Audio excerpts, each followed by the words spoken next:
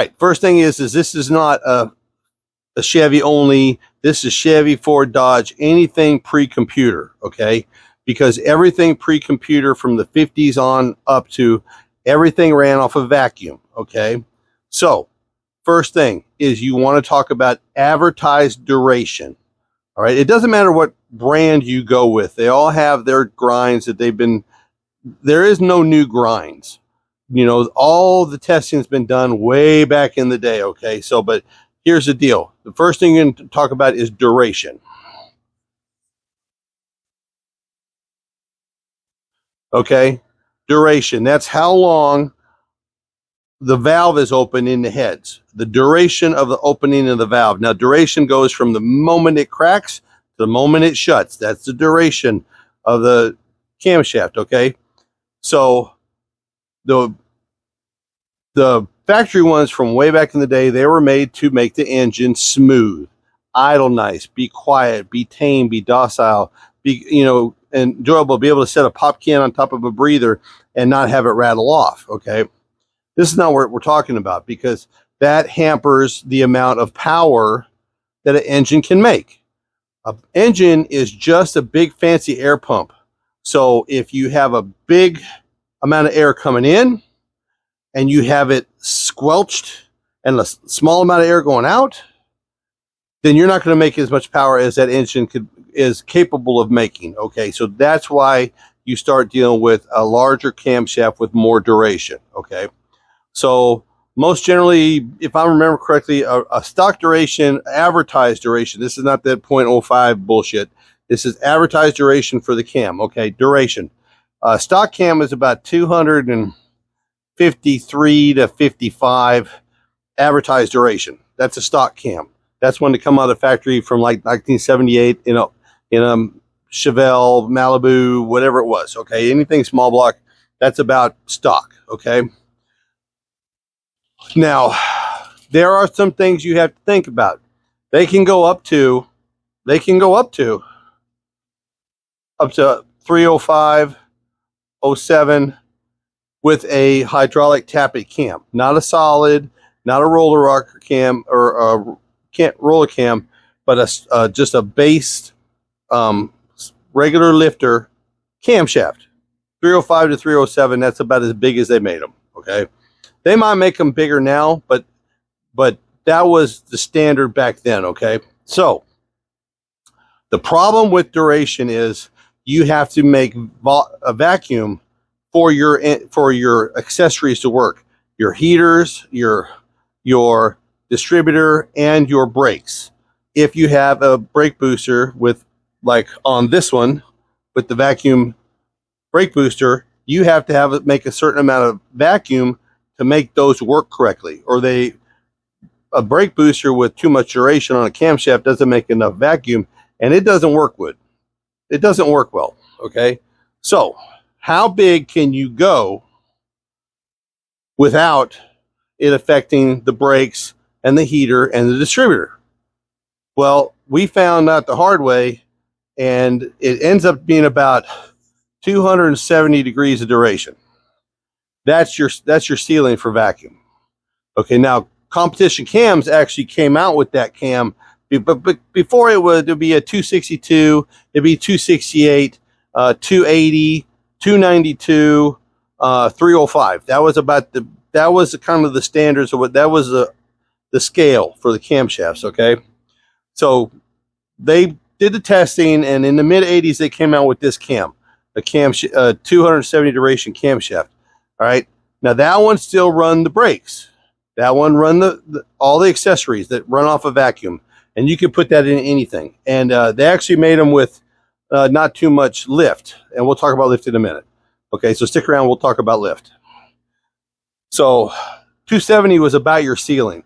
That's why comp cams sold a ton of 268 duration kits, because you could put that in and it wouldn't affect anything. It would just make it a little choppier, make you some more power, better air in, better air out, but it wouldn't affect your accessories. Okay, and that was Ford, Chevy, Dodge, whatever it was. Okay, so how big can you go on the street? Okay, now back in my day, we played around with them a lot. We had some guys that were just tried and true. They go as big as you could freaking get and everything. Now, I ran 2 engines in my first hot rod. The first one had the 268, and the accessories run great. And once I got the bug, then I bumped it up. I went to a Lenati 292 duration cam. All right. Didn't know nothing, you know, I was a kid, didn't know nothing about it. So I said, you know, I don't want to go that big because the 292 duration with Lenati, it was a 480 lift, which a 480 lift was just a set of springs back in the day. And it still kind of is now too. Okay. But when I put that in my hot rod and I had a vacuum brake booster, I had no brakes, none. I had to buy what they used to call, and I think they still do call, a vacuum canister, okay?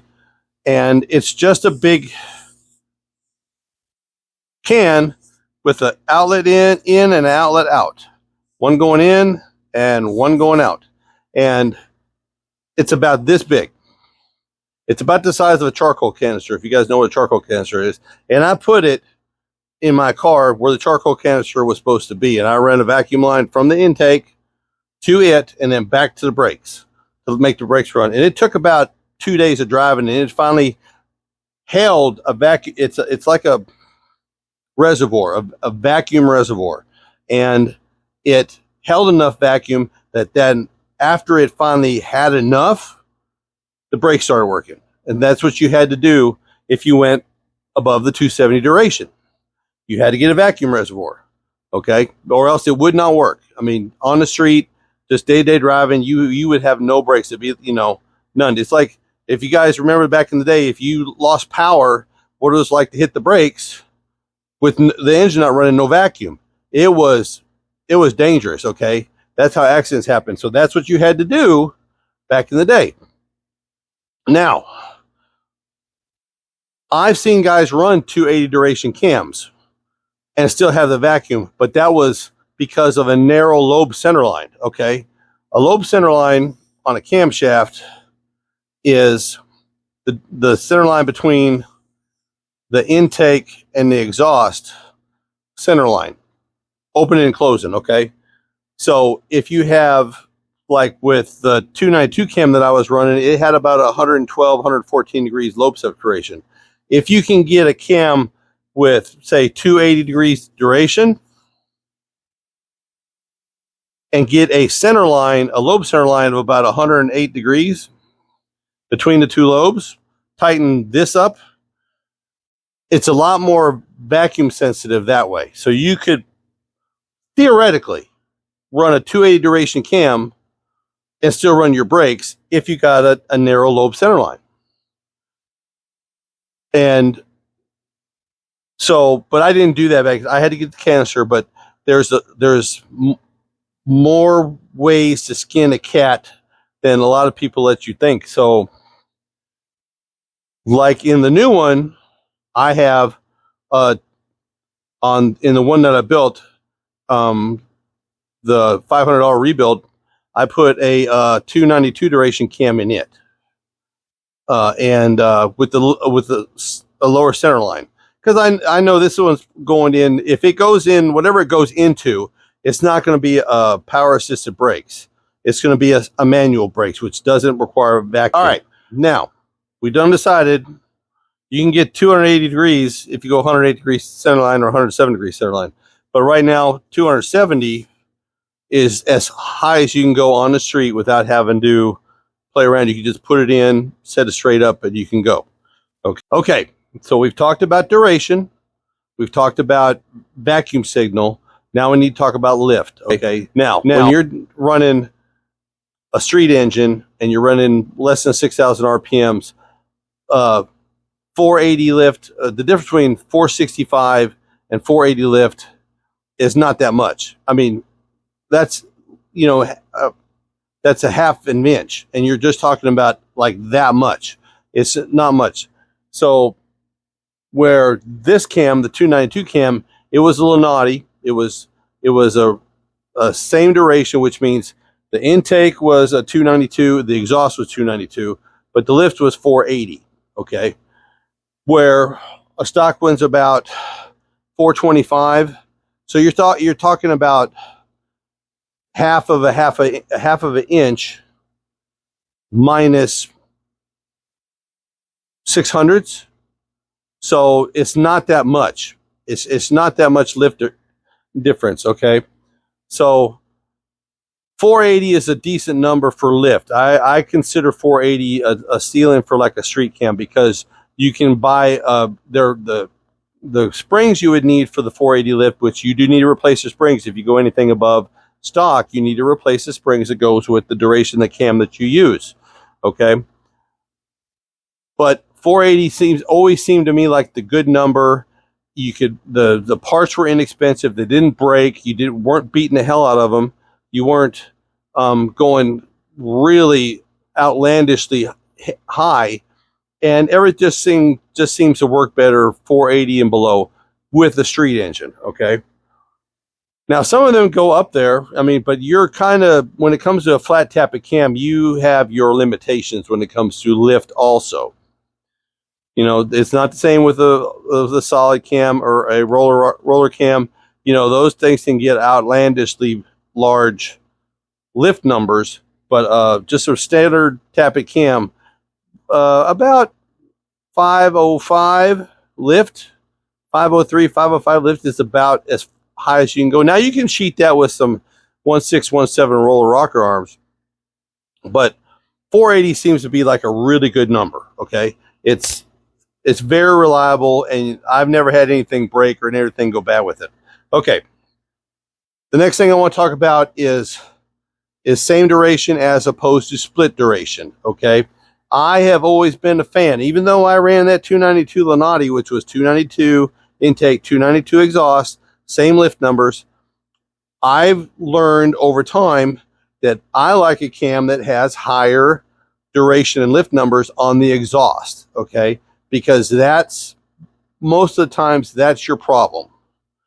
Or you can get some power by cleaning the cylinder out better on the backside. Okay, you're getting good air in, you're making the power, but you got to get rid of it. And even though if you're running cams, if you run a same duration, it can be a hindrance. Okay, when it comes to fouling the next signal coming in, you know, sometimes the cylinders just don't have enough time and duration to clean themselves out enough, and some of that stays and fouls the new air fuel ratio coming in for the next hit on that piston. So about 87, 88, I started doing split duration cams, which, like the one in the race car, it was a 286 duration intake, and it was a 298 duration exhaust. Which, the thing about this is it really thumps hard. It really sounds great, especially with a big block. Small block, yes, but a big block, really, that kind of a cam, it just thumps. And I believe the intake, we'll just use a general number, but the lift on this, say, was 500 because it was a big block, and the lift on this was, say, 520. So it had more duration and more lift on the exhaust, which helps clean the cylinders out, which makes it more efficient, because that's all you're really doing is you're taking this and making it more efficient, making it better air in, better air out, big pump. So this was a dynamite cam that cam is the cam that I beat on for the 6 years of bracket racing the big block, the Camaro. Never had to turn a wrench on it, but I did have roller rockers on it. I did run them like once a year. I reset them in the spring before we started racing. But that was it. But that's a split duration. So that one also had, because I was going to use it at strip, it had a stall in it and all that kind of good biz. But it had, I think it was 112 degrees lobe separation as opposed to 108, because I didn't even evacuate. I had took the booster off of it. It was manual brakes. Didn't have any heater system in it. You know, I caged it out. It was a bracket car. So today, if you ask my advice, what would I tell you to buy? If you want something that's fun to drive, reliable, easy to go, I would go a 268 duration cam straight up, and that's going to be about a 465 lift, and you can put that in dot to dot. You don't have to degree it, do anything, and that'll run all your brakes, your accessories, and everything. If you want to go a little bit spicier, I would go 280 degrees duration, 108 degrees or less lobe separation with about a 480 lift. If you wanted a same, if you wanted 280 duration, 480 lift, 480 lift.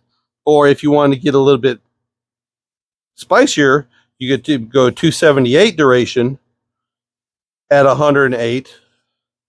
And then on the exhaust, you might go 286 with the same 480 lift, which will scavenge the exhaust out better and make it a little bit more spicier, but because of the lobe separation, it'll still have enough vacuum to run your accessories with.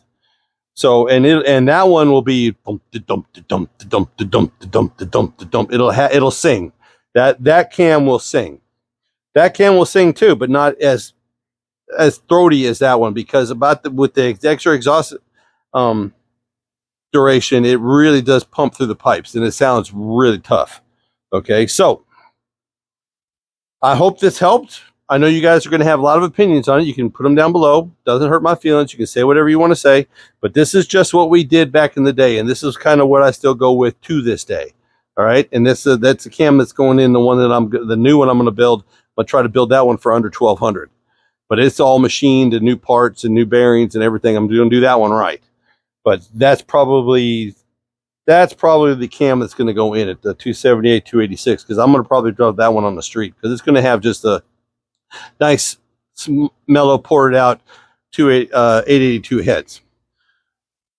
So I hope this helps. Give you guys some parameters, some ideas of what you would like to do for your hot rod and your project. So if you guys have any comments, comment down below. Don't forget that we do Thursday night lives every Thursday night at 8 o'clock Central. We have a lot of fun. We talk about stuff like this all the time. It's just really a lot of fun. We have a really good time and a lot of regulars, and it's a great Q&A. You can ask whatever you want, and when it comes to engines, there's no question that's not going to get answered by me or by somebody in the comments. So y'all have a great day. If it's a great day today, could be an even better day tomorrow with the right camshaft chosen. Y'all be good.